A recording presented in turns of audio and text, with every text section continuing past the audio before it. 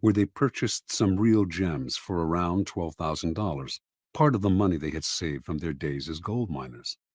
They then salted the mine with these gems, which the first expert dug up and brought to San Francisco. The jewelers who had appraised these stones, including Tiffany himself, had gotten caught up in the fever and had grossly overestimated their value.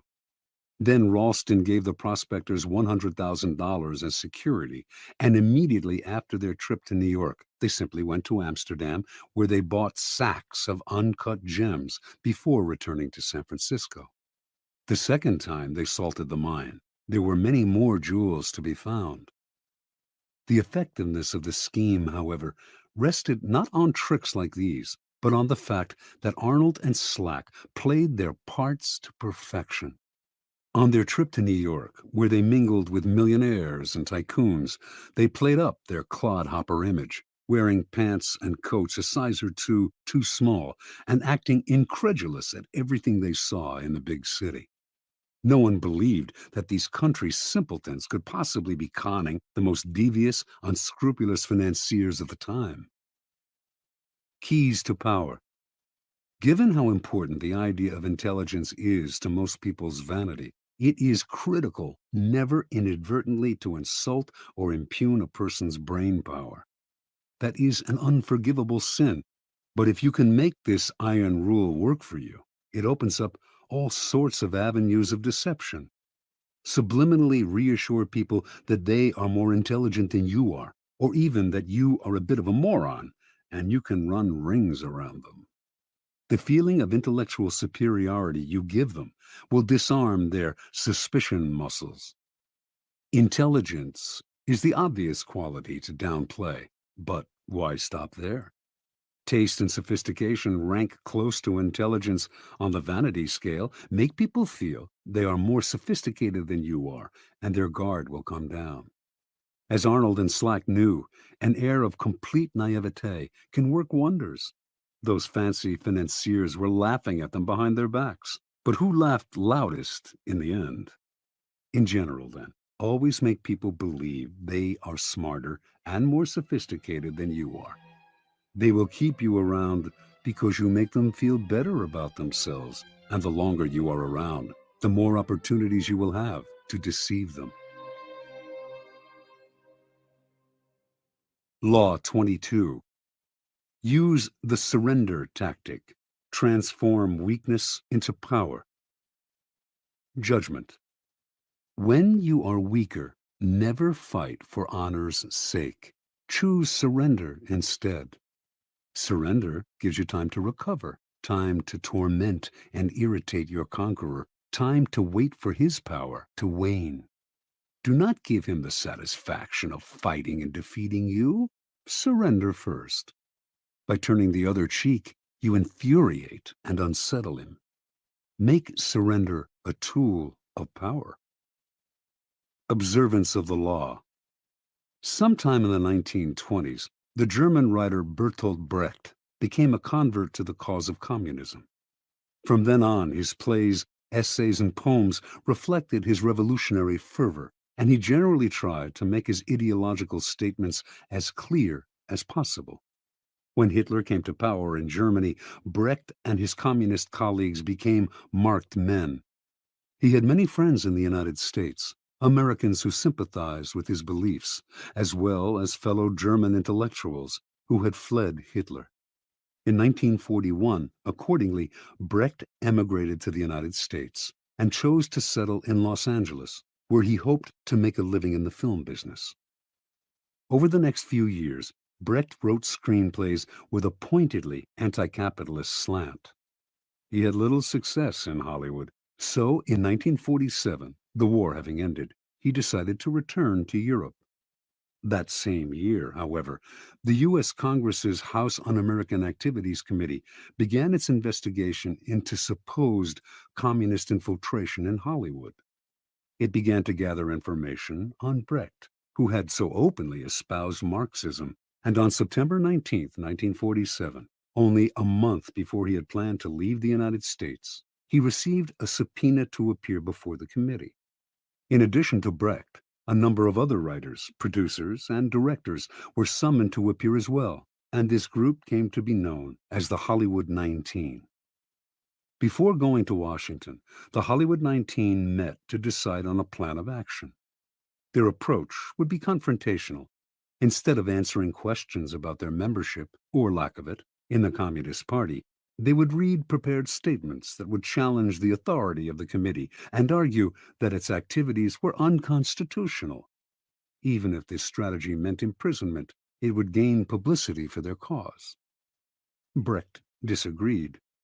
What good was it, he asked, to play the martyr and gain a little public sympathy if in the process they lost the ability to stage their plays and sell their scripts for years to come? He felt certain they were all more intelligent than the members of the committee. Why lower themselves to the level of their opponents by arguing with them? Why not outfox the committee by appearing to surrender to it while subtly mocking it? The Hollywood 19 listened to Brecht politely, but decided to stick to their plan, leaving Brecht to go his own way. The committee finally summoned Brecht on October 30th. They expected him to do what others among the Hollywood 19 who had testified before him had done: argue, refuse to answer questions, challenge the committee's right to hold its hearing, even yell and hurl insults. Much to their surprise, however, Brecht was the very picture of congeniality. He wore a suit, something he rarely did, smoked a cigar. He had heard that the committee chairman was a passionate cigar smoker, answered their questions politely, and generally deferred to their authority. Unlike the other witnesses, Brecht answered the question of whether he belonged to the Communist Party. He was not a member, he said, which happened to be the truth. One committee member asked him, "Is it true you have written a number of revolutionary plays?" Brecht had written many plays with overt communist messages, but he responded, "I have written a number of poems and songs and plays in the fight against Hitler, and, of course, they can be considered, therefore, as revolutionary because I, of course, was for the overthrow of that government." This statement went unchallenged. Brecht's English was more than adequate, but he used an interpreter throughout his testimony, a tactic that allowed him to play subtle games with language. When committee members found communist leanings in lines from English editions of his poems, he would repeat the lines in German for the interpreter, who would then retranslate them, and somehow they would come out innocuous. At one point, a committee member read one of Brecht's revolutionary poems out loud in English and asked him if he had written it. "No," he responded, "I wrote a German poem, which is very different from this." The author's elusive answers baffled the committee members, but his politeness and the way he yielded to their authority made it impossible for them to get angry with him. After only an hour of questioning, the committee members had had enough. "Thank you very much," said the chairman. "You are a good example to the other witnesses." Not only did they free him, they offered to help him if he had any trouble with immigration officials who might detain him for their own reasons. The following day, Brecht left the U.S., never to return. Interpretation. The Hollywood 19's confrontational approach won them a lot of sympathy, and years later they gained a kind of vindication in public opinion. But they were also blacklisted and lost valuable years of profitable working time. Brecht, on the other hand, expressed his disgust at the committee more indirectly.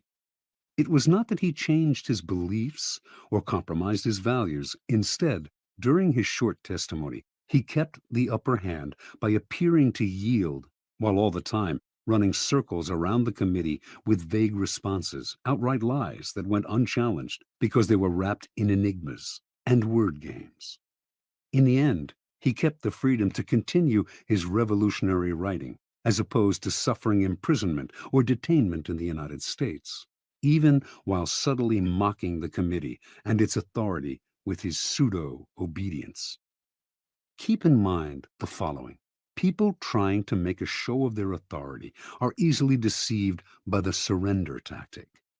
Your outward sign of submission makes them feel important, satisfied that you respect them. They become easier targets for a later counterattack or for the kind of indirect ridicule used by Brecht. Measuring your power over time, never sacrifice long-term maneuverability for the short-lived glories of martyrdom. Keys to power. What gets us into trouble in the realm of power is often our own overreaction to the moves of our enemies and rivals. That overreaction creates problems we would have avoided had we been more reasonable. It also has an endless rebound effect, for the enemy then overreacts as well. It is always our first instinct to react, to meet aggression with some other kind of aggression. But the next time someone pushes you and you find yourself starting to react, try this. Do not resist or fight back, but yield, turn the other cheek, bend. You will find that this often neutralizes their behavior. They expected, even wanted you to react with force, and so they are caught off guard and confounded by your lack of resistance. By yielding, you in fact control the situation because your surrender is part of a larger plan to lull them into believing they have defeated you. This is the essence of the surrender tactic. Inwardly, you stay firm, but outwardly, you bend. Deprived of a reason to get angry, your opponents will often be bewildered instead, and they are unlikely to react with more violence, which would demand a reaction from you. Instead, you are allowed the time and space to plot the counter moves that will bring them down. In the battle of the intelligent against the brutal and the aggressive, the surrender tactic is the supreme weapon. It does require self-control. Those who genuinely surrender give up their freedom and may be crushed by the humiliation of their defeat. You have to remember that you only appear to surrender, like the animal that plays dead to save its hide. Power is always in flux. Since the game is, by nature, fluid and an arena of struggle, those with power almost always find themselves eventually on the downward swing. If you find yourself temporarily weakened, the surrender tactic is perfect for raising yourself up again. It disguises your ambition. It teaches you patience and self-control, key skills in the game, and it puts you in the best possible position for taking advantage of your oppressor's sudden slide. If you run away or fight back, in the long run, you cannot win. If you surrender, you will almost always emerge victorious. Law 23. Concentrate your forces. Judgment. Conserve your forces and energies by keeping them concentrated at their strongest point. You gain more by finding a rich mine and mining it deeper than by flitting from one shallow mine to another. Intensity defeats extensity every time. When looking for sources of power to elevate you, find the one key patron, the fat cow, who will give you milk for a long time to come. Transgression of the law. In China, in the early 6th century BC, the kingdom of Wu began a war with the neighboring northern provinces of the Middle Kingdom. Wu was a growing power, but it lacked the great history and civilization of the Middle Kingdom, for centuries the center of Chinese culture. By defeating the Middle Kingdom, the king of Wu would instantly raise his status. The war began with great fanfare and several victories, but it soon bogged down. A victory on one front would leave the Wu armies vulnerable on another. The king's chief minister and advisor, Wu Zishu, warned him that the barbarous state of Yue to the south was beginning to notice the kingdom of Wu's problems and had designs to invade. The king only laughed at such worries. One more big victory, and the great Middle Kingdom would be his. In the year 490, Wu Zishu sent his son away to safety in the kingdom of Qi. In doing so, he sent the king a signal that he disapproved of the war and that he believed the king's selfish ambition was leading Wu to ruin. The king, sensing betrayal, lashed out at his minister, accusing him of a lack of loyalty, and, in a fit of anger, ordered him to kill himself. Wu Zishu obeyed his king, but before he plunged the knife into his chest, he cried, "Tear out my eyes, O king, and fix them on the gate of Wu, so that I may see the triumphant entry of Yue." As Wu Zishu had predicted, within a few years, a Yue army passed beneath the gate of Wu. As the barbarians surrounded the palace, the king remembered his minister's last words and felt the dead man's disembodied eyes watching his disgrace. Unable to bear his shame, the king killed himself, covering his face so that he would not have to meet the reproachful gaze of his minister in the next world. Interpretation. The story of Wu is a paradigm of all the empires that have come to ruin by overreaching. Drunk with success and sick with ambition, such empires expand to grotesque proportions and meet a ruin that is total. For the Chinese, the fate of the kingdom of Wu serves as an elemental lesson on what happens when you dissipate your forces on several fronts, losing sight of distant dangers for the sake of present gain. If you are not in danger, says Sun Tzu, do not fight. It is almost a physical law. What is bloated beyond its proportions inevitably collapses. The mind must not wander from goal to goal, or be distracted by success from its sense of purpose and proportion. What is concentrated, coherent, and connected to its past has power. What is dissipated, divided, and distended rots and falls to the ground. The bigger it bloats, the harder it falls. Keys to power. As Schopenhauer wrote, intellect is a magnitude of intensity, not a magnitude of extensity. Napoleon knew the value of concentrating your forces at the enemy's weakest spot. It was the secret of his success on the battlefield. But his willpower and his mind were equally modeled on this notion. Single-mindedness of purpose, total concentration on the goal, and the use of these qualities against people less focused, people in a state of distraction. Such an arrow will find its mark every time and overwhelm the enemy. Concentrate on a single goal, a single task, and beat it into submission. In the world of power, you will constantly need help from other people, usually those more powerful than you. The fool flits from one person to another, believing that he will survive by spreading himself out. It is a corollary of the law of concentration, however, that much energy is saved and more power is attained by affixing yourself to a single, appropriate source of power. Throughout his life, the 16th century writer Pietro Aretino suffered the indignities of having to please this prince and that.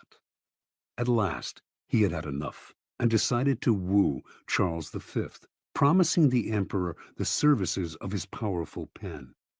He finally discovered the freedom that came from attachment to a single source of power. Michelangelo found this freedom with Pope Julius II, Galileo with the Medicis. In the end, the single patron appreciates your loyalty and becomes dependent on your services. In the long run, the master serves the slave. Power always exists in concentrated forms. In any organization, it is inevitable for a small group to hold the strings. And often, it is not those with the titles. In the game of power, only the fool flails about without fixing his target. You must find out who controls the operations, who is the real director behind the scenes. As Richelieu discovered at the beginning of his rise to the top of the French political scene during the early 17th century, it was not King Louis XIII who decided things. It was the king's mother. And so he attached himself to her and catapulted through the ranks of the courtiers all the way to the top. It is enough to strike oil once. Your wealth and power are assured for a lifetime. Law 24. Play the perfect courtier. Judgment. The perfect courtier thrives in a world where everything revolves around power and political dexterity. He has mastered the art of indirection. He flatters, yields to superiors, and asserts power over others in the most oblique and graceful manner. Learn and apply the laws of courtiership, and there will be no limit to how far you can rise in the court. Court society. It is a fact of human nature that the structure of a court society forms itself around power. In the past, the court gathered around the ruler and had many functions. Besides keeping the ruler amused, it was a way to solidify the hierarchy of royalty, nobility, and the upper classes, and to keep the nobility both subordinate and close to the ruler, so that he could keep an eye on them. The court serves power in many ways, but most of all, it glorifies the ruler, providing him with a microcosmic world that must struggle to please him. To be a courtier was a dangerous game. A 19th century Arab traveler to the court of Darfur, in what is now Sudan, reported that courtiers there had to do whatever the Sultan did. If he were injured, they had to suffer the same injury. If he fell off his horse during a hunt, they fell too. Mimicry like this appeared in courts all over the world. More troublesome was the danger of displeasing the ruler. One wrong move spelled death or exile. The successful courtier had to walk a tightrope, pleasing but not pleasing too much, obeying but somehow distinguishing himself from the other courtiers, while also never distinguishing himself so far as to make the ruler insecure. Great courtiers throughout history have mastered the science of manipulating people. They make the king feel more kingly. They make everyone else fear their power. They are magicians of appearance, knowing that most things at court are judged by how they seem. Great courtiers are gracious and polite. Their aggression is veiled and indirect. Masters of the word, they never say more than necessary, getting the most out of a compliment or hidden insult. They are magnets of pleasure. People want to be around them because they know how to please. Yet they neither fawn nor humiliate themselves. Great courtiers become the king's favorites, enjoying the benefits of that position. They often end up more powerful than the ruler, for they are wizards in the accumulation of influence. Many today dismiss court life as a relic of the past, a historical curiosity. They reason, according to Machiavelli, as though heaven, the sun, the elements, and men had changed the order of their motions and power, and were different from what they were in ancient times. There may be no more sun kings, but there are still plenty of people who believe the sun revolves around them. The royal court may have more or less disappeared, or at least lost its power, but courts and courtiers still exist because power still exists. A courtier is rarely asked to fall off a horse anymore, but the laws that govern court politics are as timeless as the laws of power. There is much to be learned, then, from great courtiers past and present. The laws of court politics. Avoid ostentation. It is never prudent to prattle on about yourself or call too much attention to your actions. The more you talk about your deeds, the more suspicion you cause. You also stir up enough envy among your peers to induce treachery and backstabbing. Be careful, ever so careful, in trumpeting your own achievements, and always talk less about yourself than about other people. Modesty is generally preferable. Practice nonchalance. Never seem to be working too hard. Your talent must appear to flow naturally, with an ease that makes people take you for a genius rather than a workaholic. Be frugal with flattery. It may seem that your superiors cannot get enough flattery, but too much of even a good thing loses its value.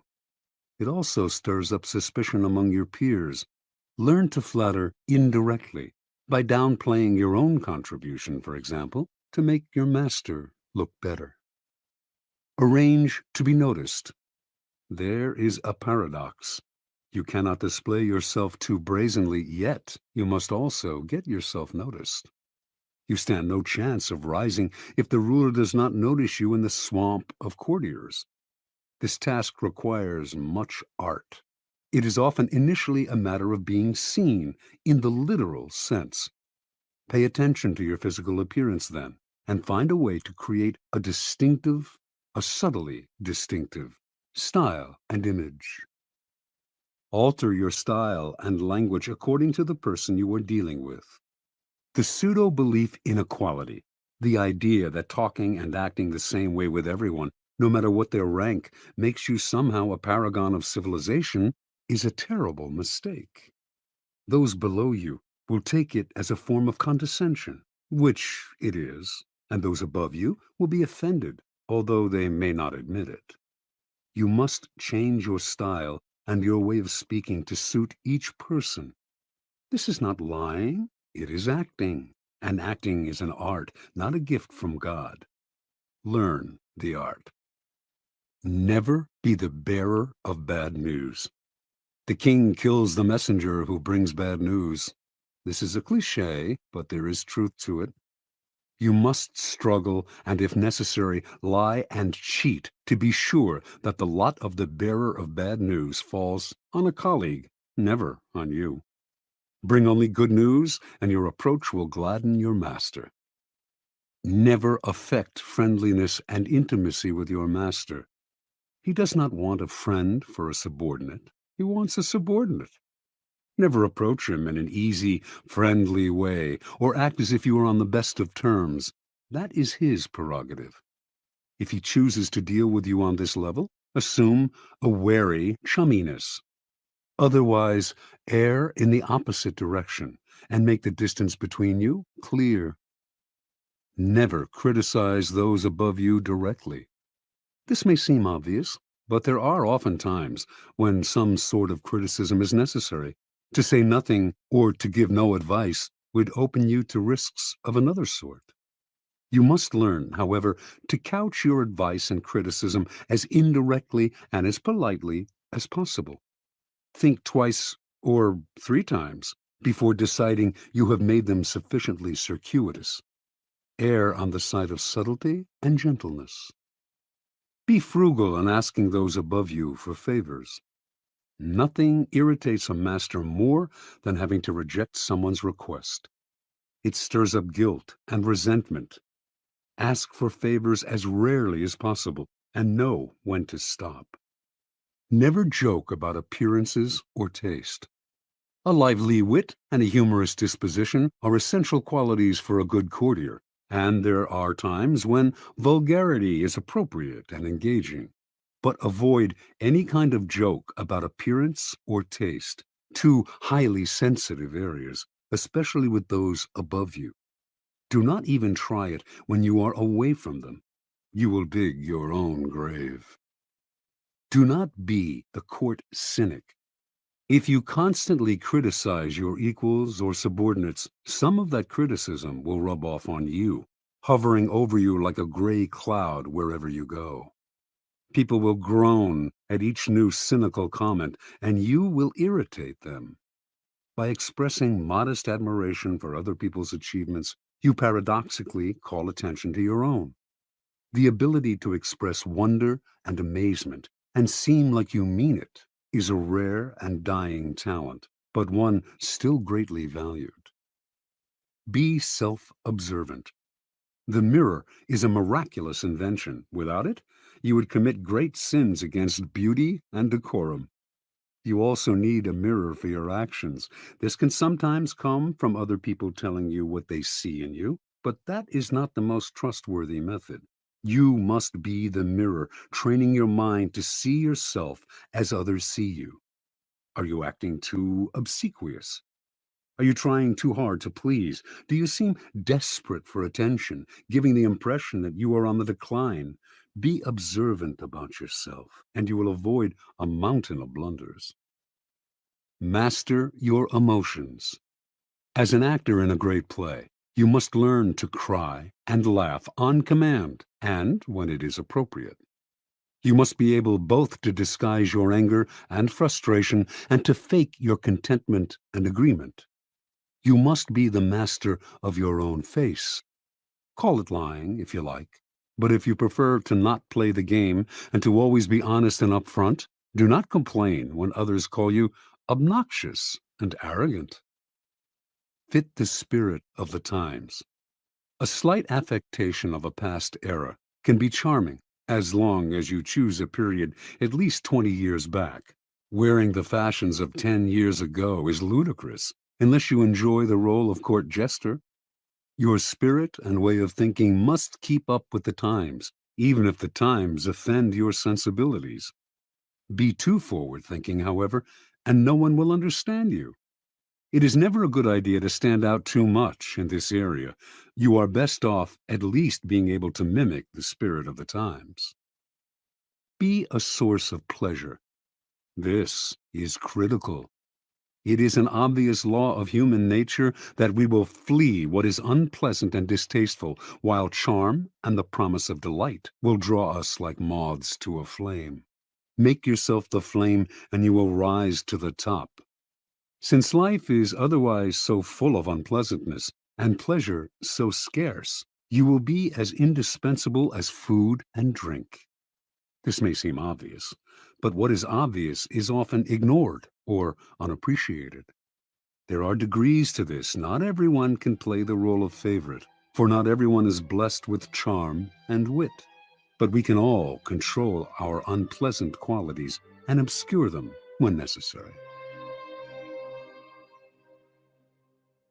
Law 25. Recreate yourself. Judgment.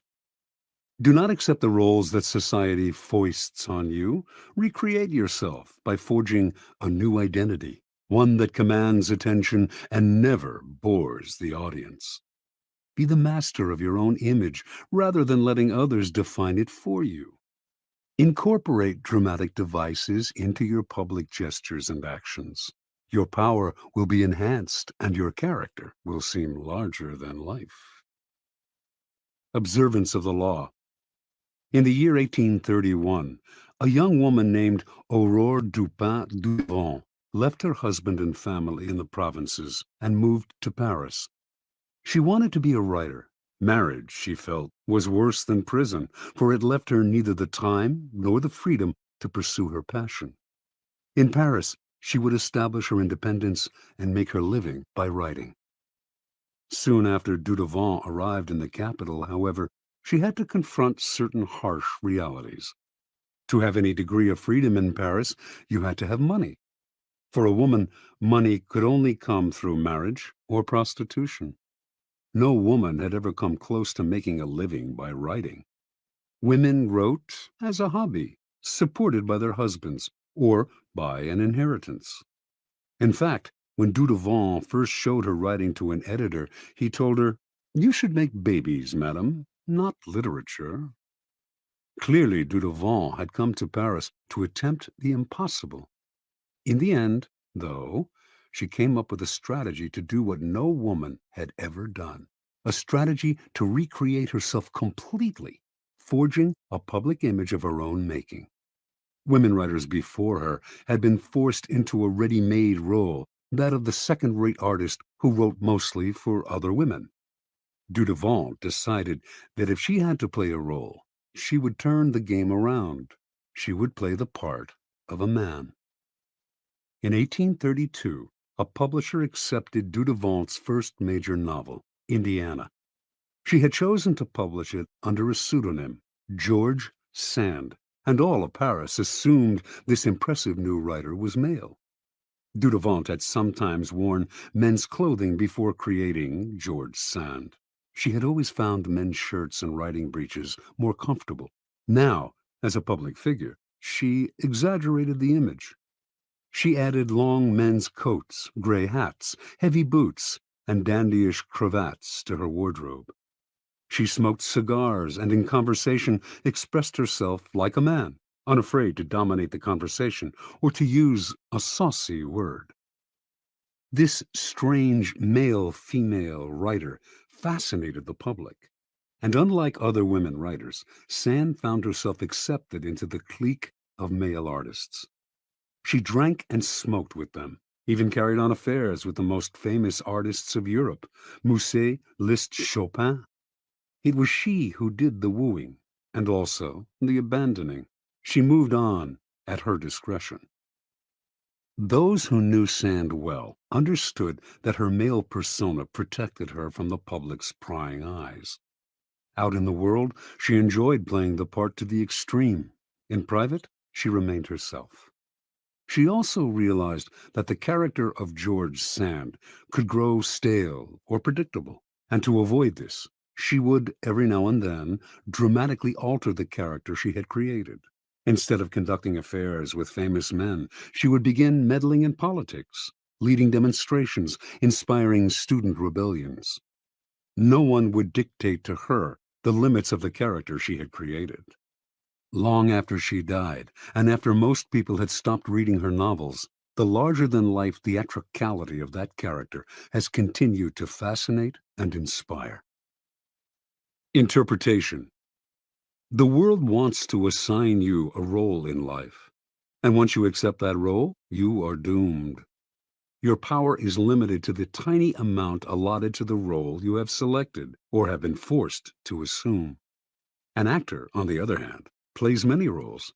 Enjoy that protean power, and if it is beyond you, at least forge a new identity, one of your own making, one that has had no boundaries assigned to it by an envious and resentful world.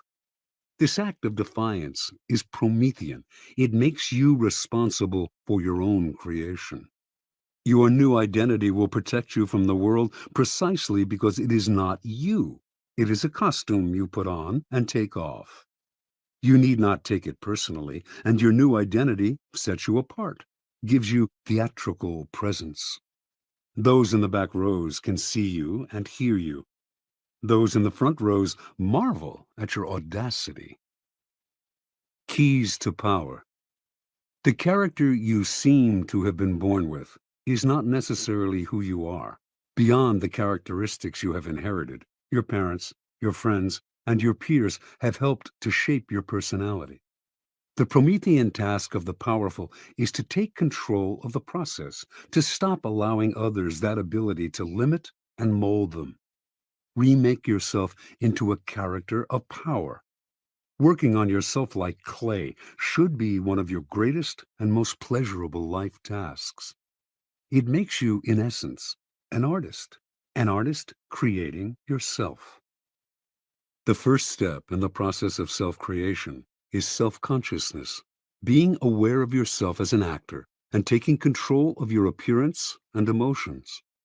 The bad actor is the one who is always sincere. People who wear their hearts on their sleeves out in society are tiresome and embarrassing. Their sincerity notwithstanding, it is hard to take them seriously. Good actors control themselves better.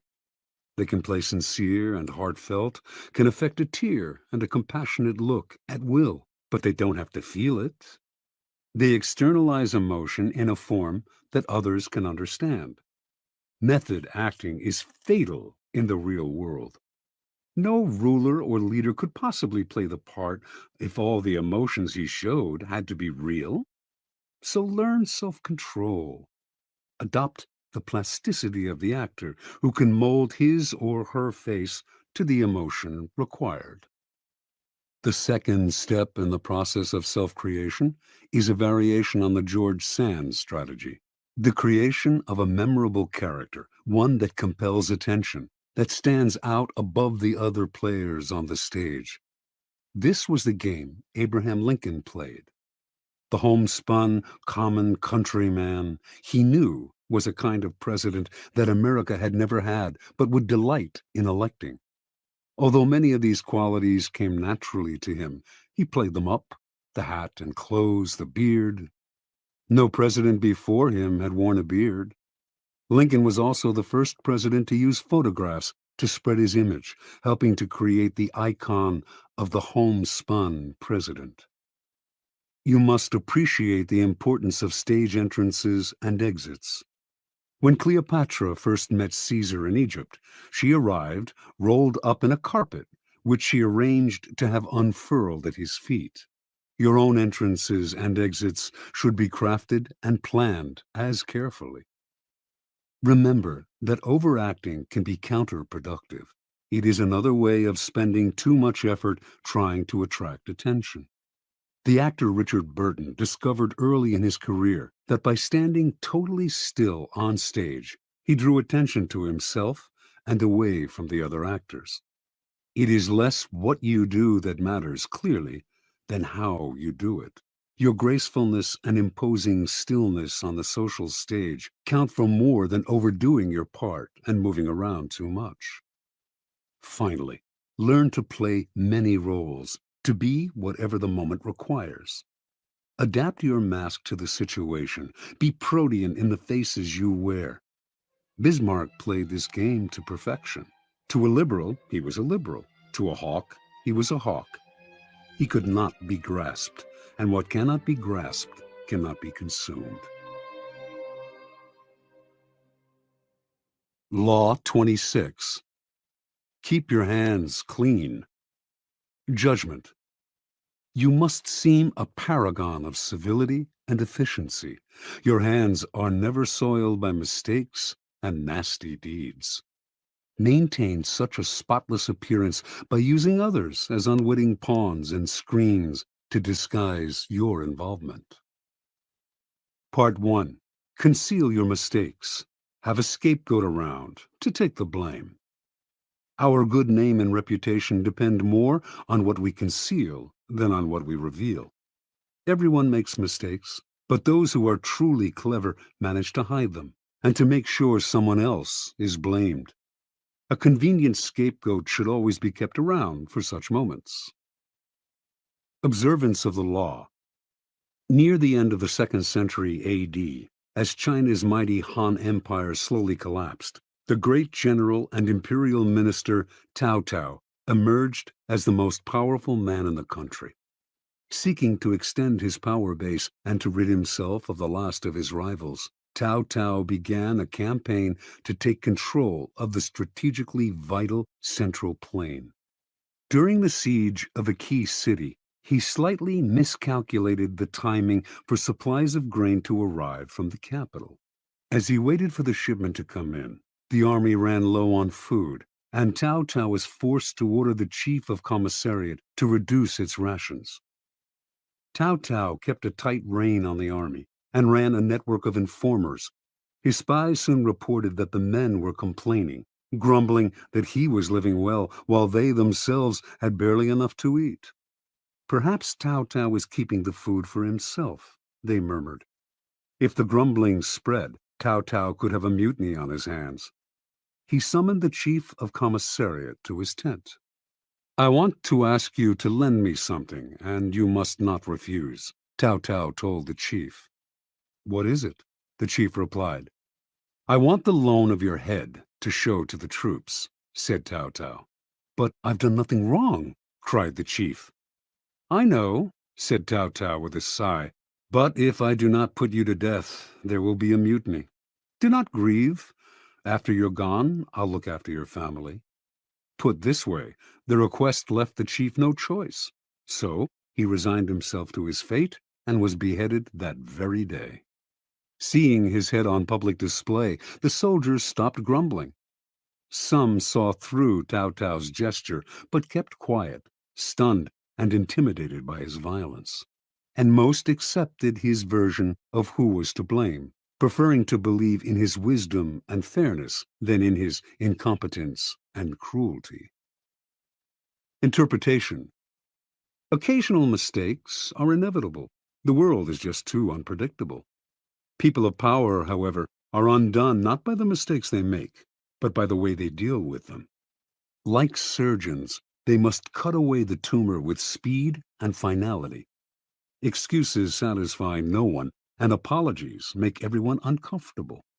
The mistake does not vanish with an apology. It deepens and festers. Better to cut it off instantly Distract attention from yourself and focus attention on a convenient scapegoat before people have time to ponder your responsibility or your possible incompetence. Keys to power.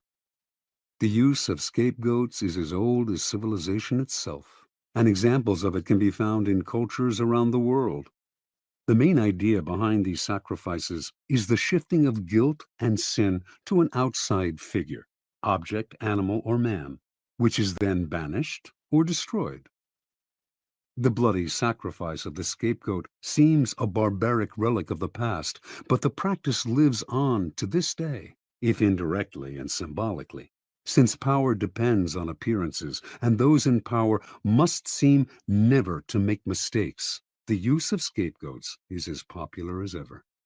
What modern leader will take responsibility for his blunders?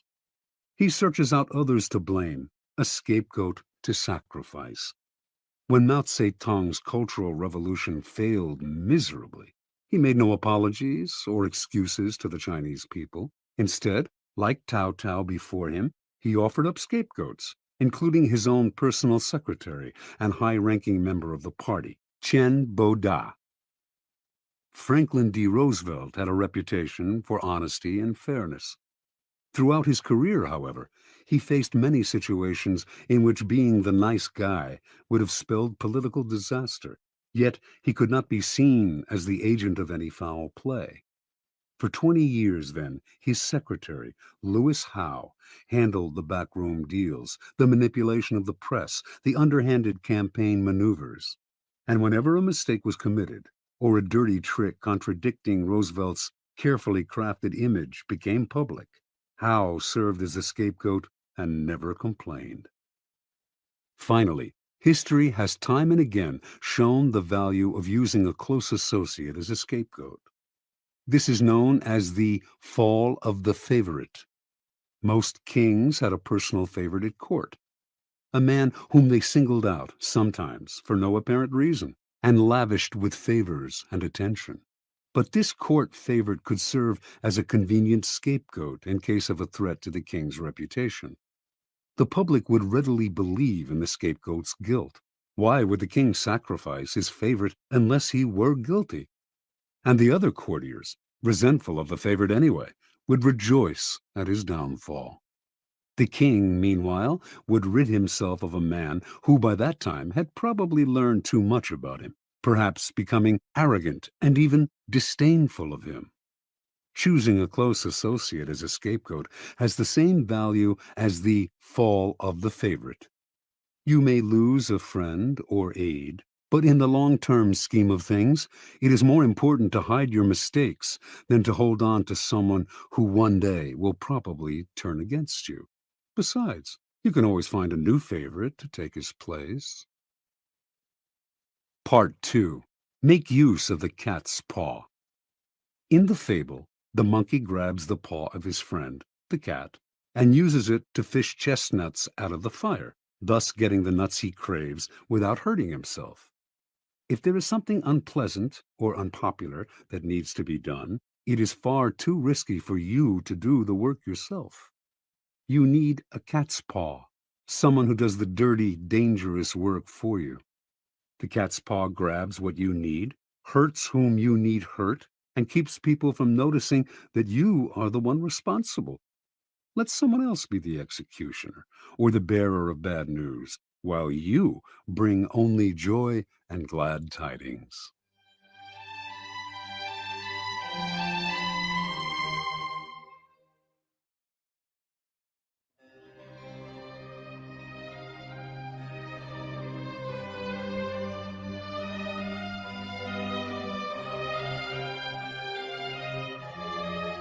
Observance of the law. In 59 BC, the future Queen Cleopatra of Egypt, then 10 years old, witnessed the overthrow and banishment of her father, Ptolemy XII, at the hand of his eldest daughters, her own sisters. One of the daughters, Berenice, emerged as the leader of the rebellion, and to ensure that she would now rule Egypt alone, she imprisoned her other sisters and murdered her own husband. This may have been necessary as a practical step to secure her rule, But that a member of the royal family, a queen no less, would so overtly exact such violence on her own family horrified her subjects and stirred up powerful opposition.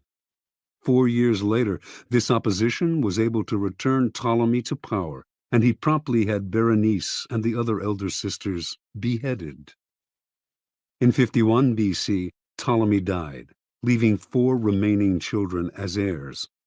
As was the tradition in Egypt, the eldest son, Ptolemy XIII, only 10 at the time, married the elder sister, Cleopatra, now 18, and the couple took the throne together as king and queen. None of the 4 children felt satisfied with this. Everyone, including Cleopatra, wanted more power. A struggle emerged between Cleopatra and Ptolemy, each trying to push the other to the side. In 48 BC, with the help of a government faction that feared Cleopatra's ambitions, Ptolemy was able to force his sister to flee the country, leaving himself as sole ruler. In exile, Cleopatra schemed. She wanted to rule alone and to restore Egypt to its past glory, a goal she felt none of her other siblings could achieve. Yet, as long as they were alive, she could not realize her dream. And the example of Berenice had made it clear that no one would serve a queen who was seen murdering her own kind. Even Ptolemy XIII had not dared murder Cleopatra, although he knew she would plot against him from abroad. Within a year after Cleopatra's banishment, the Roman dictator Julius Caesar arrived in Egypt, determined to make the country a Roman colony. Cleopatra saw her chance. Re-entering Egypt in disguise, she traveled hundreds of miles to reach Caesar in Alexandria. Legend has it that she had herself smuggled into his presence, rolled up inside a carpet, which was gracefully unfurled at his feet, revealing the young queen. Cleopatra immediately went to work on the Roman. She appealed to his love of spectacle and his interest in Egyptian history and poured on her feminine charms. Caesar soon succumbed and restored Cleopatra to the throne. Cleopatra's siblings seethed. She had outmaneuvered them. Ptolemy XIII would not wait to see what happened next. From his palace in Alexandria, he summoned a great army to march on the city and attack Caesar. In response, Caesar immediately put Ptolemy and the rest of the family under house arrest. But Cleopatra's younger sister, Arsinoe, escaped from the palace and placed herself at the head of the approaching Egyptian troops, proclaiming herself Queen of Egypt. Now, Cleopatra finally saw her chance. She convinced Caesar to release Ptolemy from house arrest, under the agreement that he would broker a truce. Of course, she knew he would do the opposite, that he would fight Arsinoe for control of the Egyptian army. But this was to Cleopatra's benefit, for it would divide the royal family. Better still, it would give Caesar the chance to defeat and kill her siblings in battle. Reinforced by troops from Rome, Caesar swiftly defeated the rebels. In the Egyptians' retreat, Ptolemy drowned in the Nile. Caesar captured Arsinoe and had her sent to Rome as a prisoner. He also executed the numerous enemies who had conspired against Cleopatra and imprisoned others who had opposed her. To reinforce her position as uncontested queen, Cleopatra now married the only sibling left, Ptolemy XIV, only 11 at the time, and the weakest of the lot. 4 years later, Ptolemy mysteriously died of poison. In 41 BC, Cleopatra employed on a second Roman leader, Mark Antony, the same tactic she had used so well on Julius Caesar. After seducing him, she hinted to him that her sister Arsinoe, still a prisoner in Rome, had conspired to destroy him. Mark Antony believed her and promptly had Arsinoe executed, thereby getting rid of the last of the siblings who had posed such a threat to Cleopatra. Interpretation.